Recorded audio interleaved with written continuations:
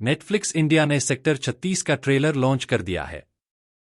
यह एक dark crime thriller है जिसमें विक्रांत मैसी और दीपक डोबरियाल मुख्य भूमिका में हैं।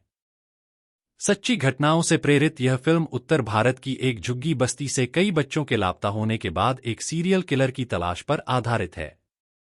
आइए इस फिल्म के वास्तविक तथ्यों की जांच करें। 2006 के नोएडा सीरियल मर्डर्स, जिन्हें अक्सर निठारी हत्याकांड कहा जाता है, नोएडा के निठारी गांव में हुई कई निर्मम हत्याओं की एक श्रृंखला थी। इस मामले में कई बच्चों और महिलाओं के अवशेष एक घर के पीछे की नाली में पाए गए थे। इन हत्याओं की भयानक प्रकृति के कारण इस घटना ने पूरे देश को हिलाकर रख दिया था। इस मामले में प्रमुख व्यक्ति थे मोनिंदर सिंह पंधेर, एक अमीर व्यवसायी, जिनके घर के पीछे इन अवशेषों की खोज हुई थी।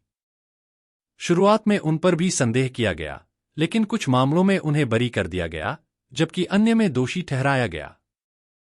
सुरिंदर कोली, पंधेर का घरेलू नौकर, जिसे गिरफ्तार किया गया और उसने हत्याओं का अपराध कबूल किया। कोली पर आरोप था कि उसने ज्यादातर गरीब बच्चों और महिलाओं को फुसलाकर अपने घर लाया और उन पर घिनौने अपराध किए, जिनमें हत्या, यौन शोषण, यहां तक कि मृत शरीर के साथ दुर्व्यवहार और नरभक्षण जैसी भयानक गतिविधियां शामिल थीं। यह मामला दिसंबर 2006 में सामने आया जब पंधेर के घर के पास बच्चों के कंकालों के अवशेष मिले। जांच से पता चला कि पिछले 1.5 साल के दौरान कई बच्चे गायब हो गए थे, जिनमें से अधिकांश पास की झुग्गियों में रहने वाले गरीब परिवारों से थे। इस चौंकाने वाली घटना ने व्यापक जन आक्रोश पैदा किया और बच्चों की सुरक्षा, पुलिस की लापरवाही और न्याय व्यवस्था की अक्षमता पर गंभीर सवाल उठाए। पुलिस की उदासीनता का आरोप लगाया गया, क्योंकि गायब बच्चों की शिकायतों को लंबे समय तक नजरअंदाज किया गया था।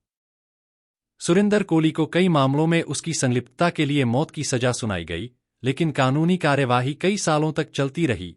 कुछ दोष सिद्धियों को पलट दिया गया जबकि अन्य को बरकरार रखा गया। यह मामला भारत के सबसे कुख्यात सीरियल किलिंग के उदाहरणों में से एक बना हुआ है, जिसने पुलिसिंग सिस्टम की गहरी खामियों को उजागर किया।